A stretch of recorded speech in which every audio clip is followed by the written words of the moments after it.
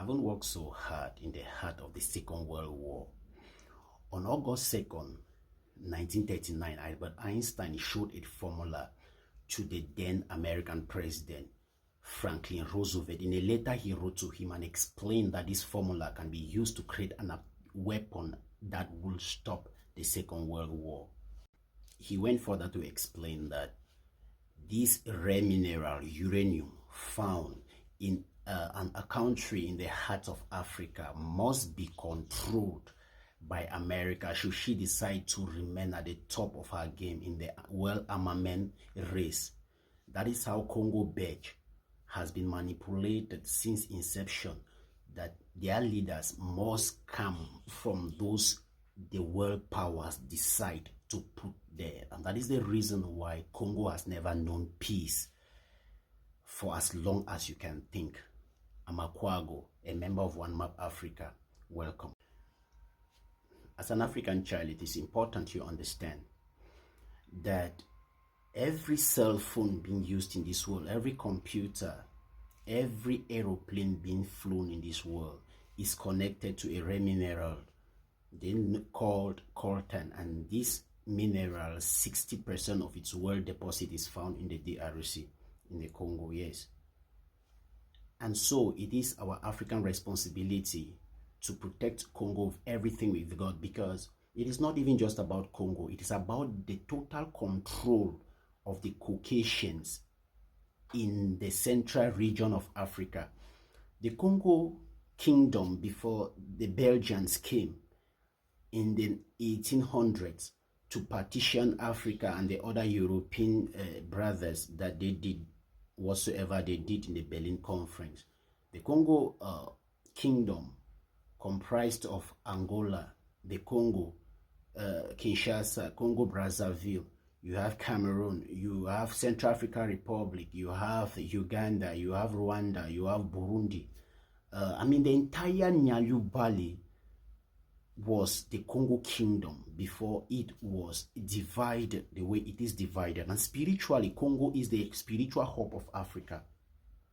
So it is up to us now to decide whether to protect Congo Kinshasa now from all this disaster, because it's a carefully designed disaster that the powers that be, especially those who run the multinationals, you have the big companies like the Apple, the Toyota, name them for yourself, have decided that they cannot buy these minerals.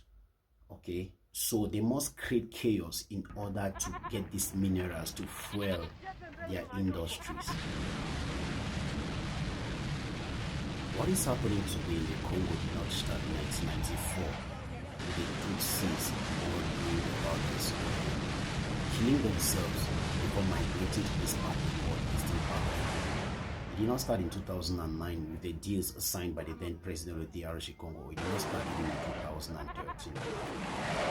It spans back right to the 1880s when King Leopold II of Belgium discovered in the heart of Africa, the richest land on the planet, and decided that this should be his personal property. And then he convened the Berlin Conference that took place in 1884-85, where Europeans sat at the table without any Africa present, and then they carved up Africa for their benefit.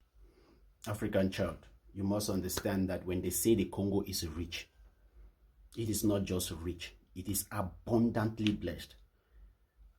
Statistics have shown that the Congo has untapped resources ranked at about 24 trillion US dollars. That is how rich the Congo is.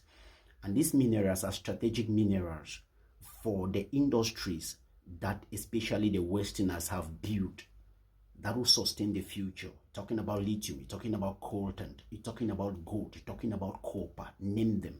You're talking about tin. The DRC has them in abundance, and the plan is when the DRC would have been toppled, and then the entire Central Africa will be porous so that they can take control and then do whatsoever they want to do, extract the raw materials at no price, carry them to where they want to carry to their lands, and then manufacture all this stuff. Now, our problem is the human lives that are being wasted over there, the lives of our people. It is time that we decided what to do with Africa exactly, sort out the perpetrators of this evil, the collaborators that are within Africa, and get them to book so that Africa can have peace. After watching videos like this, you must never forget, as an African child, that King Leopold murdered between 15 to 20 million Africans in the Congo just to get his way, just to get the raw materials for himself.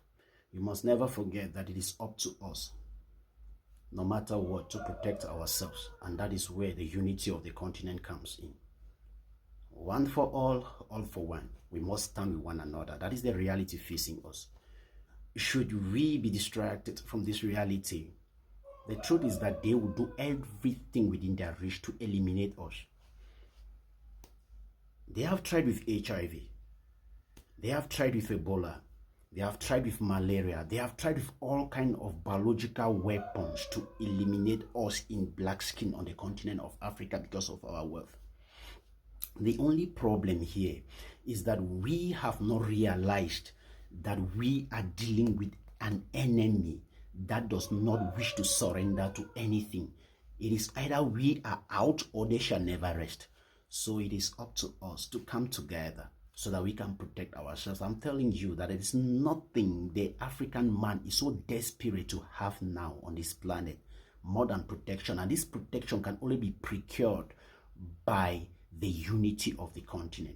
It mustn't start politically like, there are some obstacles on the way. This leader doesn't want to cede power to the central system because they do not want to lose control. They still want to be addressed like presidents and the rest. But you and I, like the common guys on the streets, need to start understanding, working together, collaborating, and understanding that the protection of this Africa comes from us first, and we must start acting that way. You can afford good sleep as an African child with the Congo bleeding. You can afford the luxuries of life, sleeping, enjoying, and doing other things while the Congo is bleeding. It is our problem. And as such, we should all focus on how we can solve this problem amicably. Rwanda should understand that she is called Rwanda because the white man decided that she's called that way. Even the Congo is the name the white man gave us. We were all divided to fight one another, and we are doing their bidding. It is so pathetic. And I think in the 21st century, we should be smarter than this. It shouldn't be all about the capitalism, what I'm going to gain at the detriment of my brother suffering. From the migrations we see happening in Goma and that Kivu part of the DRC, you'll be moved to tears to understand and see what our people are going through. Why do they go through this? Because some of us Africans have decided to collaborate with the staunch enemies of Africa to kill ourselves. Because of what? Paper. They call money.